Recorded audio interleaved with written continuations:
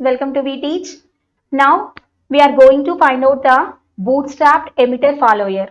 So this bootstrapped emitter follower is nothing but one of the high input resistance circuits.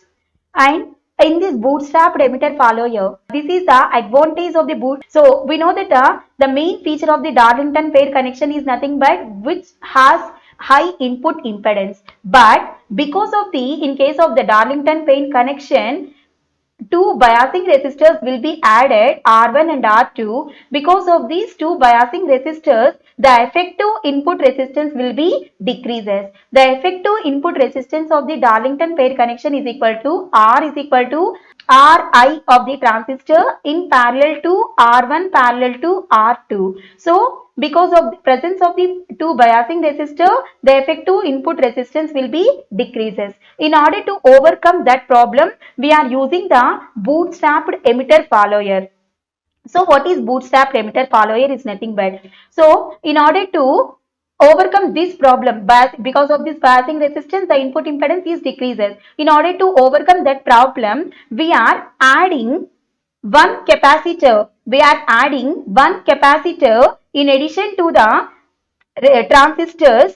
So in addition to the R1 and R2 transistors, a capacitor will be added in between the collector of the transistor Q1 to that of the emitter of the transistor Q2. If you add this value, then the input impedance cannot be decreased. How? So I am taking the analysis for the analyzation of the input resistance. I am taking the equivalent circuit of this transistor that can be taken as here the collector current is passing from this transistor I1 and this transistor is replaced by Re1 and some base current will be existed. So now this is the input of the transistor Q2 and which consisting of the resistor IC2 collector resistor, and the output is taken across this Re. So the modified simplified diagram of this circuit is equivalent circuit is this one, and here for analyzation purpose that VCC will be grounded. Whenever the VCC for the DC analysis, VCC will be grounded for AC analysis. So whenever ACC will be grounded, this is nothing but the collector resistance RC, and that will be given in parallel with that of this RL. So here this RC will comes to that of the parallel with that of this R. The equivalent circuit has IC1, IB1 is the input resistance, input current, and IC1 is the collector current of the transistor, and the resistance is replaced by Re1. The amount of current passing through this, the output current is taken as IE1. So that will be gives to that of the base of the transistor Re2, and IC2 is the collector current. Now, so Re is in parallel with that of this RC. Now what is the, let us consider the value of V in. So the input voltage is V in. We know that the value of input resistance is equal to V in by IB. Now what is V in? V in is equal to, here if you see that value IC1, what is the current here? IC1 plus IB1 into Re1. So which can be taken plus, so voltage across this resistance, so this is the total loop, so that can be taken it as IB2 plus IC2 into Re2 plus, here these two are in parallel condition, hence the resultant equation can be taken it as IC1 plus IB1 into Re1 plus IB2 plus IC2 into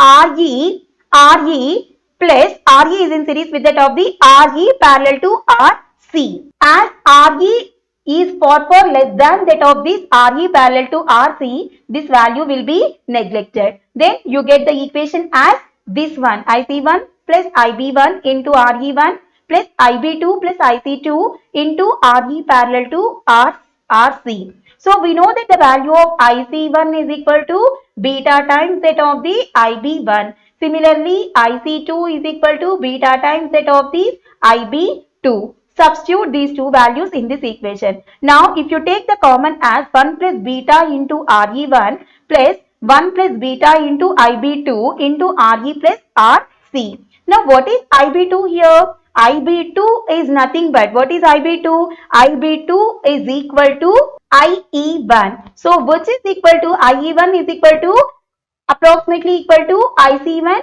which is equal to beta times set of the IB1. So IB2 is equal to beta times set of the IB1. Substitute the value of IB2. IB2 is equal to beta times set of this IE1. So IB1, substitute that value. Beta into IB1 into 1 plus beta into RE parallel to RC.